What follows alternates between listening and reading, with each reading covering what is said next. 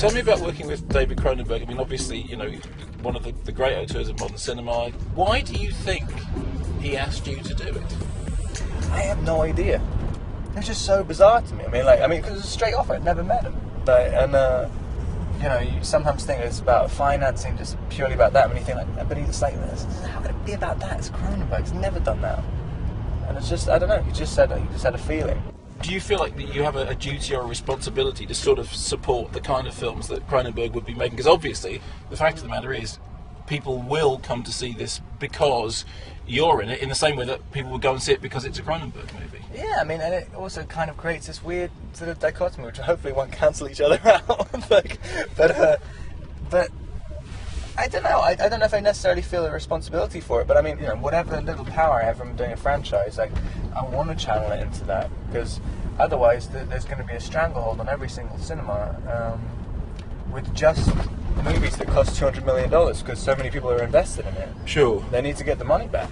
And so nothing can survive, nothing at all. It sounds to me like you've struggled a little bit in the past to deal with what sounds to me like compromises that you've had to make. No, not really.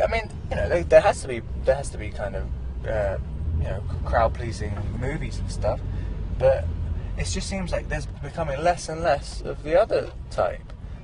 And it's especially annoying for an actor when it's basically, if you want to have a career, you've got to play a superhero. Right. And that's it. And it's not even like you can play a superhero and then do a little art movie afterwards, because there aren't any. And no one even comes to them anyway. Robert said that he did not know what it was that had caused you to approach him. What was it? Well, I like to say he was cheap and available. And there is some truth in that. Well, because I knew that, he's done some big movies, of course, some big successful movies, and he had to know, of course, that doing a small independent film, you don't get paid as much, and that's not the reason you do it. No, you sure. do it because of the art and because of the challenge, and I felt that he was at a point in his career where he might be interested in this, and I thought he was a really good actor.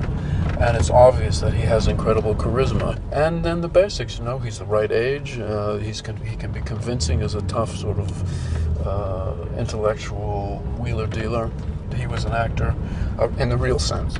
Are you very specific about what you require from actors? Obviously the dialogue is not malleable. It's very clear. It's very clearly delineated. Well, I tell them that we're doing the dialogue. We're not changing it. We're not improvising the dialogue. But I really want your collaboration. I really want your involvement in terms of figuring out the choreography of the scene, the expression of the scene, the emotion of the scene, the meaning, the rhythm, the music.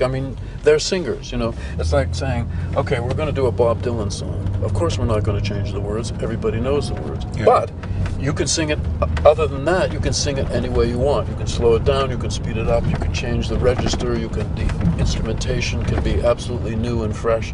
It's sort of like that. That's the way I approach it.